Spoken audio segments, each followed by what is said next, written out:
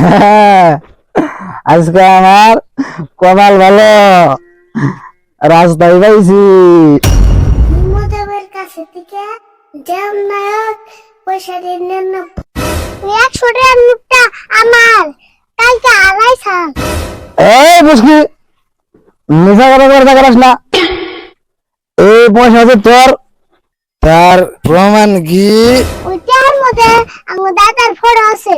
দেখো, চশমা চোখে দিয়া বয়া রয়েছে, চুল মাথায় চুল নাই। হ্যাঁ, হয়তো দি কথা তো হাসাই। তাহলে তোর পয়সা তুই দিলি, তোর পয়সা নিয়ে আমি কি করব? তোমার হাতে আবুর কয়টি আছে? 10 টাকা আছে।